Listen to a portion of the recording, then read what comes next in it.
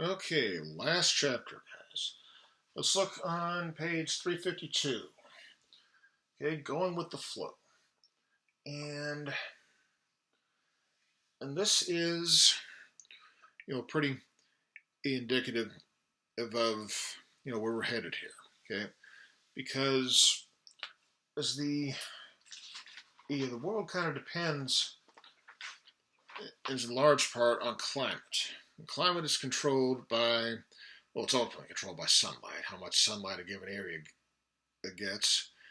And that sunlight right there creates temperature differences, which leads to currents of both air and water. And as things go, well, there things move with these currents and acts accordingly. So we're gonna go.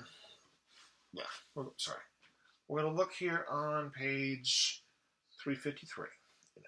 Okay. Now, I want you guys to understand the difference between weather and climate. Okay. As I record this, the weather right now, it's raining. Okay. And that's what's going on right now, the weather. Okay. The climate is in general for a given area. Okay. The climate of Kentucky, okay, if you had, that's what the climate of Kentucky what is. I'll tell you, well, overly hot summers lately, winter can be kind of hit or miss there. Cool fall, cool winter, that kind of stuff. That's the climate. That's the overall tendency. And again, guys, climate, that's your average weather temperature, how much humidity, etc. It all boils down to how much sunlight you get. Now, let me find, here. We use this thing. Okay. Right. We'll use this. This is now the Earth's axis. And straight up and down like this. Okay. Equator, dead center right here in the middle. Okay. We're going to orbit the sun. Okay. And in the northern hemisphere, okay, my head, that's going to be the sun. Northern hemisphere, Earth tilts from 23.5 degrees this way to straight up and down to 23.5 degrees that way and back. It keeps doing this. Now, the Earth hits 23.5 degrees this way, North Pole facing the sun, South Pole facing away. This is going to be summer in the Northern Hemisphere. This is around June 21st, give or take. Okay, here in Australia, middle of winter. Okay, let's go around here to September. Back up straight up and down. We call this that's the equinox. Okay, 20 straight up and down. This is the whole standing the broom on the end thing, which guys actually can happen pretty much any time, but you just got to be a little more patient. Okay, but straight up and down like this, equinox, 12 hours daylight, 12 hours at night. Okay, it's going to be fall up here in the north. It's going to be spring here in the southern hemisphere. Over behind. Okay, southern hemisphere is now closest to the sun. Northern hemisphere is further away. South Pole in Australia, they're going into the beach. Of course, it's missing Yule tide and what have you. Dead of winter.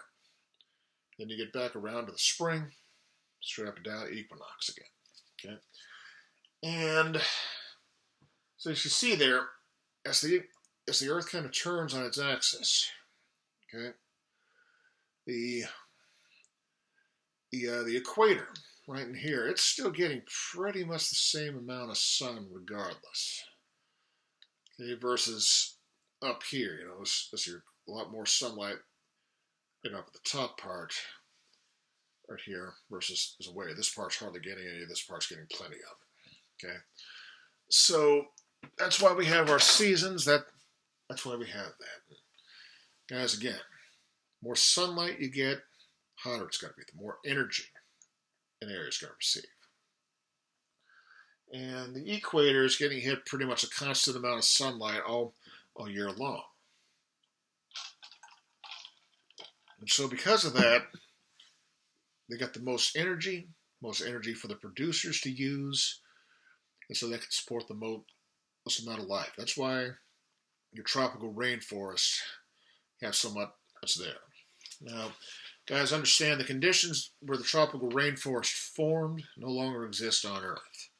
So once the tropical rainforest is gone, it's gone. Okay? Now, see down there at the bottom of 353, it talks about a rain shadow. Okay, air, or there heated air. Okay, which is also kind of borne along to. Well, again, we talked about how these ocean currents, it's there. They'll carry heat and energy. There, they kind of correspond to where the sun is. Okay, but an air current. You got a mountain range. Air current is coming along.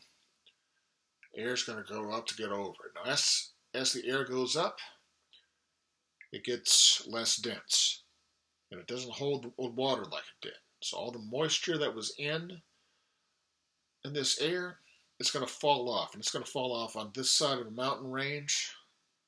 This side, not so much. That's called the rain shadow.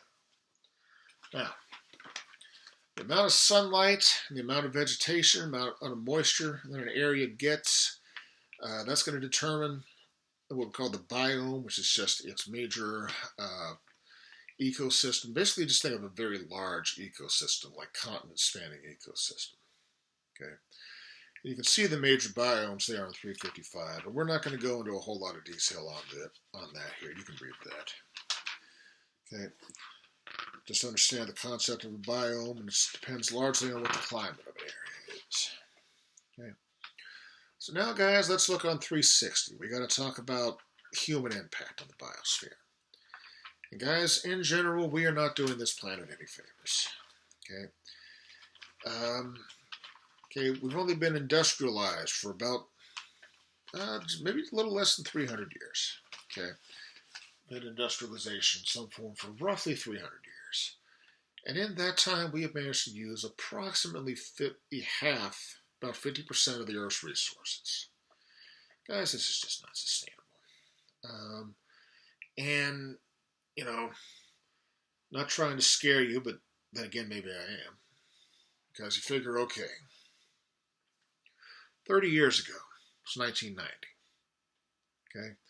Now, some of you guys, I don't think a lot of you are that old, but, some of you guys may not have even been alive in 1990. I was a freshman in high school, 30 years ago. And it's gone by pretty quick. And guys, we are now about 30 years out from when, if you look at the, yes, dear, I said guys. Apparently I say guys a lot. I don't know if that's true or not. What do you guys think, guys? But we're about 30 years out from where, if you look at things, oil, resources like that are going to run out, water, food supply, everything looks to be coming to a head about 2050. That's about the same amount of time as it was when I was in high school. So it's coming sooner than you think. Okay. Okay. Now, guys, shut up.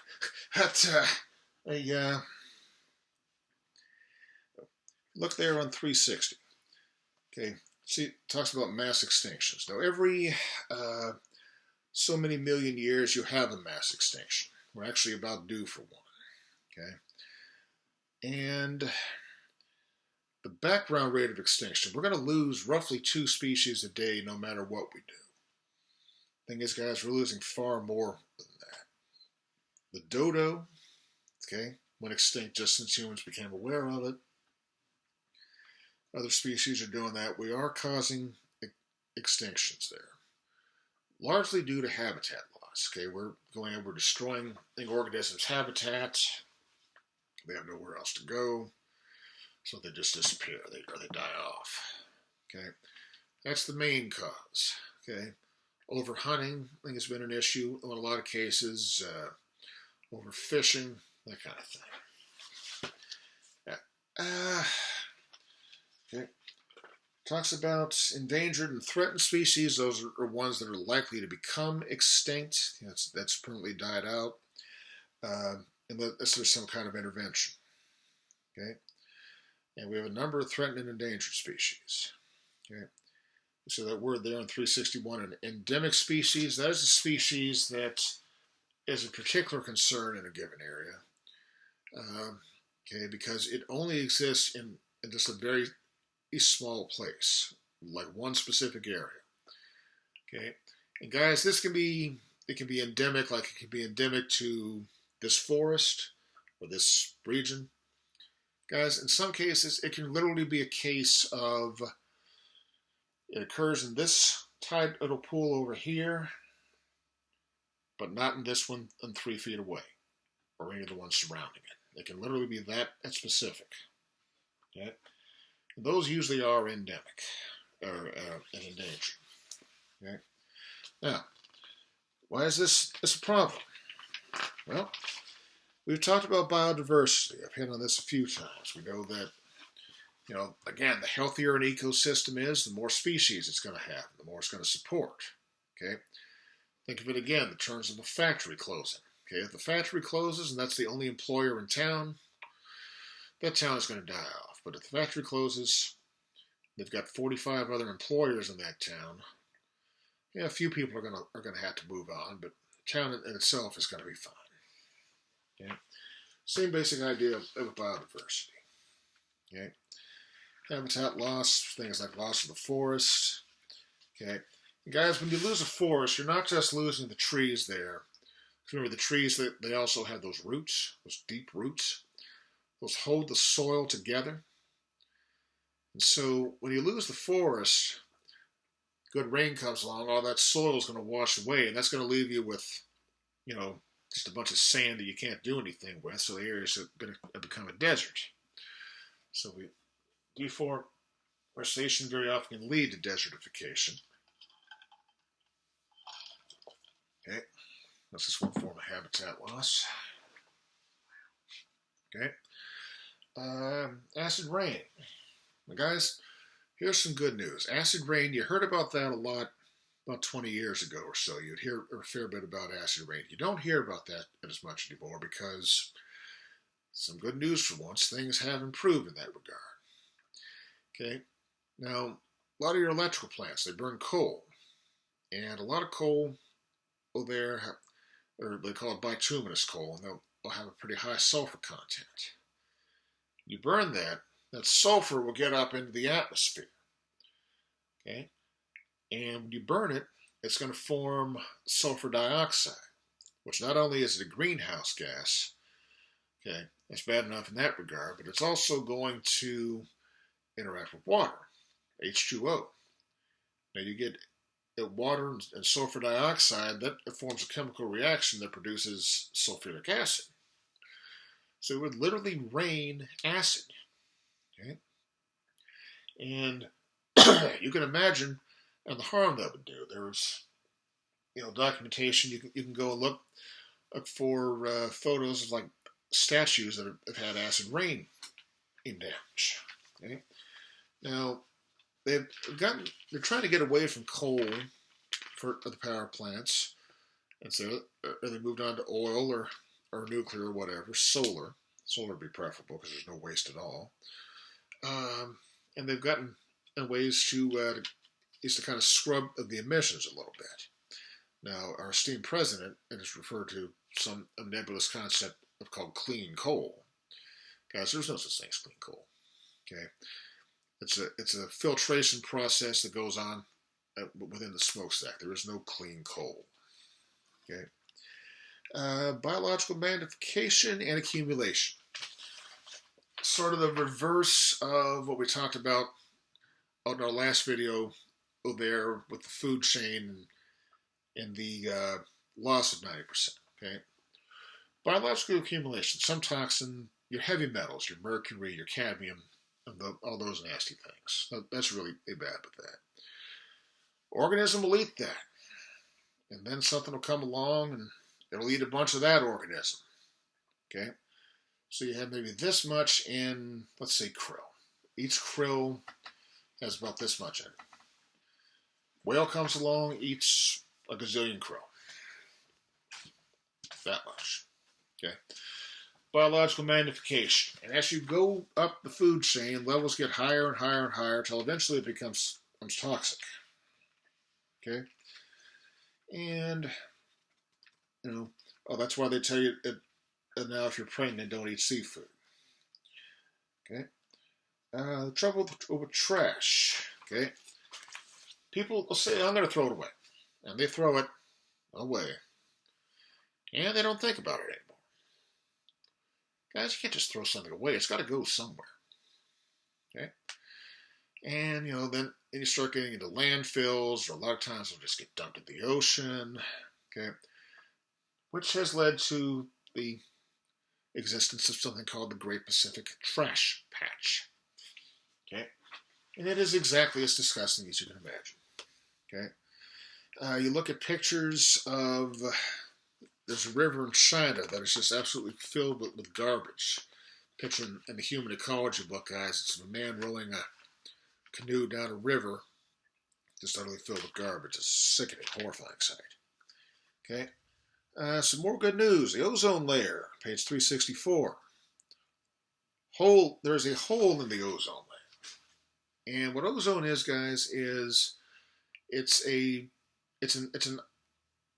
special type of oxygen, basically. The typical oxygen molecule is O2. This is O3. And what that does is it acts as a shield. Shields the planet at there. It interacts, blocks ultraviolet light. Okay?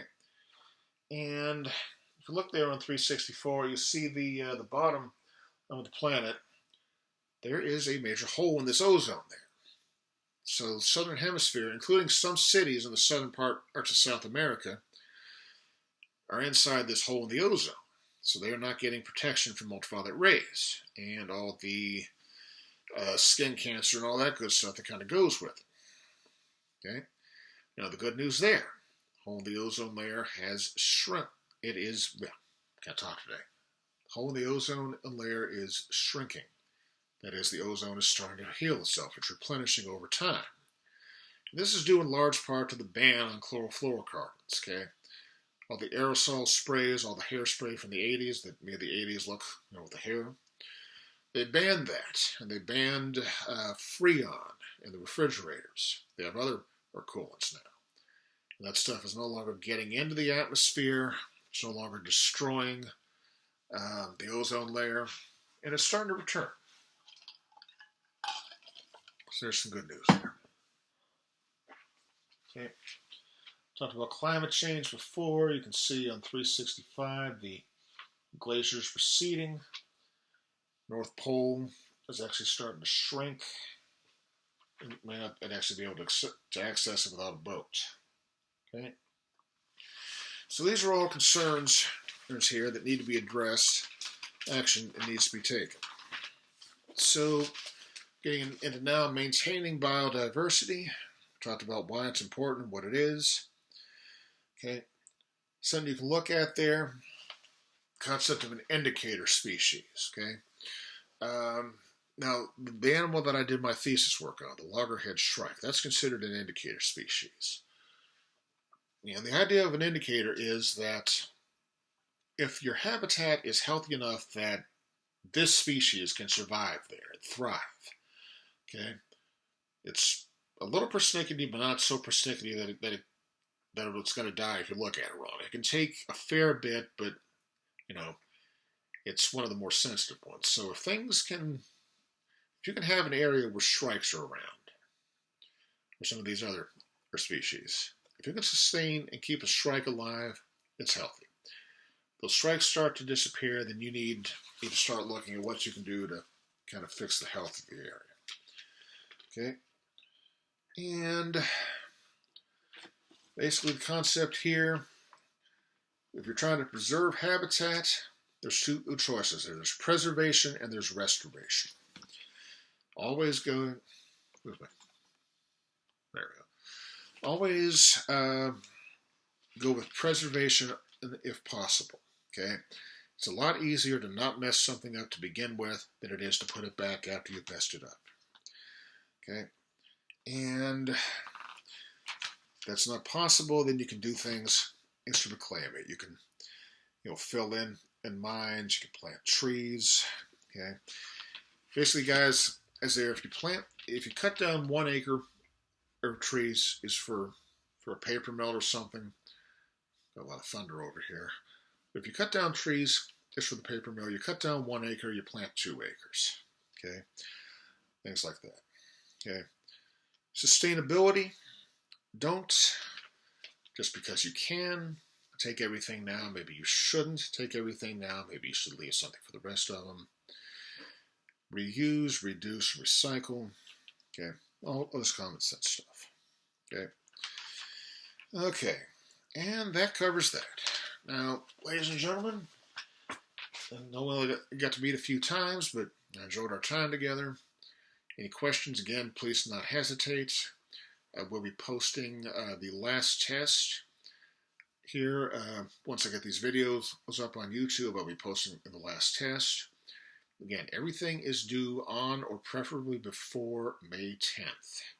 Okay? May the 10th. And again, if you have any questions or concerns, don't hesitate to contact me. Okay? Good luck, everybody.